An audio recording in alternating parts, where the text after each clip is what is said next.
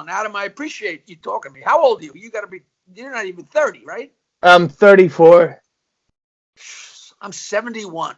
How old? What am I doing? I should be in a rocking chair, relaxing, and telling 51-year-olds that they're too old to do this. Well, speaking of which, I gotta ask you about this next guy. One of my favorite comics ever is Andrew Dice Clay.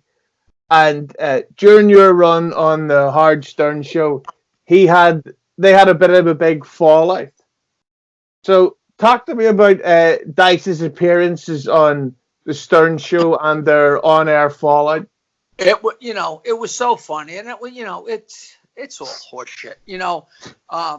I knew him from 4 years before I even heard of the Howard Stern show. He was around forever. He was way back in the day. I mean, the whole big riff was that Otto and George, people said that Dice lifted the Dummies persona, which wasn't really true, but that was back in the days of Pips. And so I knew Dice forever and ever.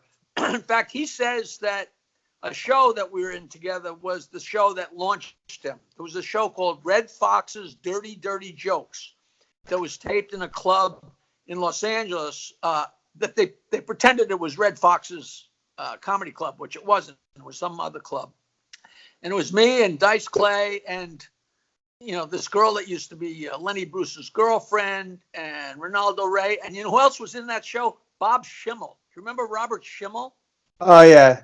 Look him up. He was a dirty, dirty bird. He was great. I think he died of cancer, whatever he died of. He was a spectacular guy. And so I knew Dice forever. And then Dice started coming on the show. And it's really funny because he had been on the show a couple times or something. And at some point, somebody said, "Oh, yeah, Dice is coming on the air," or something like that. And I said, you know me, I'm fooling around, breaking balls. I said some wise guy crack about him.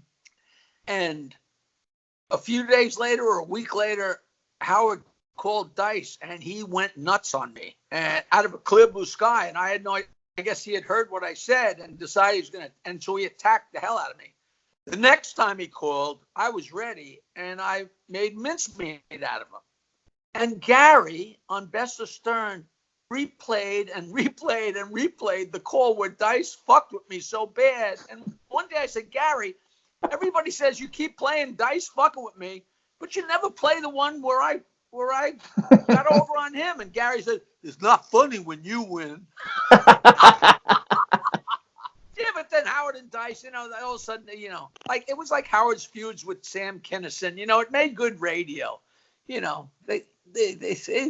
was mostly bullshit. The truth was they had nothing in common whatsoever. The only reason they would ever have been friends or bonded at all was ka-ching, help each other make money. The last thing in the world they'd ever do was sit there and hang out. Same with Sam.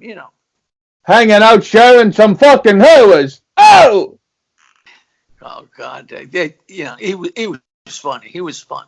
But meanwhile, those nursery rhymes he used to do, I used to do those in 1955, those little kids' nursery rhymes. But taking it to the stage in that persona was classic. It was just him being Dirty Johnny. That's all it was, What's in the bowl, bitch? Funny shit.